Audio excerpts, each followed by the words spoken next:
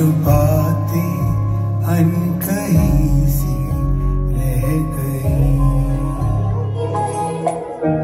सारी सारी रात लागे तू करीब।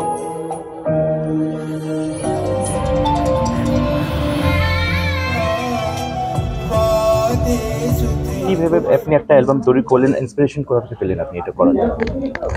ইন্সপিরেশন পেলাম আমার বাচ্চাদের, আমাদের স্টুডেন্টকে ইন্সপায়ার করার জন্য ইন্সপিরেশন। আমি সবসময় করতে চাই যে কি করে আমরা আমাদের স্টুডেন্টস বা আমার ইউথকে একটা কনফিডেন্স দেওয়া দরকার। দেখুন, আমার এখন এই যে ইনস্টিটিউট করার পরে একটাই লাইফের মিশন আছে যে এই ইনস্টিটিউটকে আমরা ওয়ার্ল্ড ক্লাস বানাবো। আর ওয়ার্ল্ড ক্লাস হবে কি করে? আমাদের যে স্টুডেন্টস যদি অ্যাচিভ করে, ওয়ার্ল্ড ক্লাস অ্যাচিভমেন্ট করতে পারে, তাহলেই হবে। আর তার জন্যে দেখুন, পড়াশোনা থেকে বেশি হচ্ছে ইন্সপিরেশন দেওয়া। আমাদের এখন রোল চেঞ্জ হয়ে গেছে। পড়ার জন্যে তো গুগল আছে, ইন্টারনেটে সব কিছুই আছে, পড়তেই পারে, কিন্তু ইন্সপিরেশন দিতে মানে আমাদের as a teacher, as a institutional head, আমাদের কনস্ট্যান্টলি আমার স্টাফ কিংবা আমার স্টুডেন্টসকে ইন্সপায়ার করতে হবে। ইন্সপায়ার আমি কথা বলে করতে পারবো না। কথা ওরা তোমার কথা তো শুনবে না, ওরা তুমি কী করছো সেটা দেখে ইন্সপায়ার হবে। মানে they don't get inspired by what you say but what you do। নিজের একটা রোল মডেল হয়ে ওদের সামনে একটা রাখতে হবে, সেটাই আমি করতে চেষ্টা করছি। আপনি একটা সিনেমা আপনি অ্যাওয়ার্ড পাচ্ছেন, এটা সম্বন্ধে বলুন। দেখুন, আমি যখন প্রথমে অ্যাক্টিং করলাম প্রথম ফিল্মে, তখন আমার এত কনফিডেন্স ছিল না যে আমি ভালো অ্যাক্টিং করতে পারবো। তা আমি নিজে আমি দেখলাম যে না, আমি পারছি। আর আমি যখন একটা ক্লাস নিই সফট স্কিলের, যখন বাচ্চারা ওদের বলি একটা পাবলিক স্পিকিং করতে, ওরা সব হেজিটেট করে, মানে ওরা করতে পারে না। এমন তুমি ভাবছো যে তুমি পারবে না, কিন্তু তুমি যখন স্ক্রিনে দেখবে you have done better than what you think you have done. আমার সঙ্গে সেটাই হয়েছে। আর সেকেন্ড ফিল্মে আমি খুব কনফিডেন্ট ছিলাম। আর আমাকে ওই যে আমি যে অনলাইনে যেটা ট্রেনিং নিলাম, ওখানে আমি বুঝতেই পেরেছি, ওরা বলেছি যে good acting is no acting. মানে আপনি অ্যাক্টিং করবেন না, তাই you should be in that situation, you should be there and you should behave as if you are in that situation. সেটা মেন্টাল একটা psychological, you have to create that emotion, সেটা আমি পেয়েছি। আর আমাকে বলিউডের স্টার মানে জারিনা ভাব, মুকেশ ঋষি, মুস্তাক খান সব বলেছে যে আপনি তো আমার থেকে ভালো অ্যাক্টিং করছেন। আর আমরা মানতেই পারছি না যে আপনি প্রথম অ্যাক্টিং করছেন, তো ভেটারেন অ্যাক্টরের জন্য করছি। তো আমি বুঝতে পেরেছি যে আমি ভালো অ্যাক্টিং, ন্যাচারাল অ্যাক্টিং করছি। তা এটাই। স্যার, এই 4টে গানে আপনাকে অ্যালবামটা আপনার দেখলাম, প্রথম গানটা আপনার নিজের একটা পুরনো খাতা নিয়ে আপনি যেটা করছেন, সেটা একটা আপনার ইমোশনাল ফিলিংসগুলো বোঝাবার চেষ্টা করছেন। লাস্ট একটা দেখলাম আর্মি বেস, একটা গুলি খেয়ে যায় তার ওয়াইফকে, এটা আপনার মন থেকে কি করে বেরোলো জিনিসটা? তো ফিলিংস মানে ইমোশনাল ফিলিংস কি করে আসছে এগুলোর মধ্যে এখন? না, প্রথমে যে আপনি দেখুন, আমি আপনাকে সত্যি কথা বলি যে আমি একটা যখন ইয়াং ছিলাম, আমি একটা মেয়েকে ভালোবাসতাম। আমার ওর জন্য একটা চিঠি লিখেছিলাম, তার সাহস হয়নি বলতে পারছে, বুঝতে পেরেছেন? ওই আইডিয়া থেকে এটা এসছে যে ও সাহস করতে পারেনি, দিয়েছে। এখন তো বয়স হয়ে গেছে, এখন কি করব, এখন ওই চিঠি নিয়ে ভাবছি। এই অ্যাকচুয়াল ঘটনাটা আমার সঙ্গে হয়েছে, কাজে এই আইডিয়াটা ওখান থেকে। আর আর্মির ঘটনাটা তো আপনাকে বললাম যে আমার এই ট্রিবিউট দেওয়ার একটা ইচ্ছে ছিল। এই আখরি সাফারটা, এই যে ডিফেন্সের একজন গুলি খেলেন, এটা কি করে আপনার মাথায় এলো? কেন আর্মি থেকে এটা এলো? কেন অনেক বছর থেকে আমি এটা ভাবছি যে আমি একটা আগে ভেবেছিলাম যে একটা পরমবীর চক্রের উপর একটা ওয়েব সিরিজ করবো, তারপরে দেখলাম যে অন্য কেউ করে দিয়েছে। তাহলে আর্মিতে তো ধরুন 30 বছরে একটা বর হলো, তার ভিতরে একজন লোক খুব একটা কাজ করলো কিংবা মারা গেল। কিন্তু এই যে টেররিস্ট অ্যাক্টিভিটি রোজ হচ্ছে, কিন্তু এদের জন্য আমরা কিছু করছি না, কোনো অ্যাওয়ার্ড দিচ্ছি না, কোনো মেডেল দিচ্ছি না। এদের জন্য তো কিছু দেওয়া দরকার। এই হচ্ছে ফিউচারে আর কি প্ল্যানিং আছে? ফিউচারে এখন আমি খুব সিলেক্টিভ। আমি যদি খুব ভালো স্ক্রিপ্ট হয়, কোনো ভালো স্ক্রিপ্ট হলে তারপরে আই উইল কনসিডার। আমি এইরকম, আমার কাছে সময়ও নেই এত।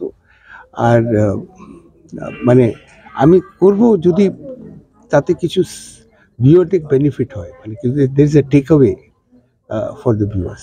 70 বছরের রাগটা কি বেরোলো আজকে, শেষ হলো? 70 বছর আগে যে আপনি শুটিং আপনি গিয়েছিলেন, সিলেক্টেড হননি, এবার আপনি যে করতে পারলেন, সেইটা কি কোথাও একটা আবেগ ছিল, একটা জিনিসটা কমেছে? হ্যাঁ নিশ্চয়ই, আমি এটাই বলি যে don't let anybody tell you that you can't do something.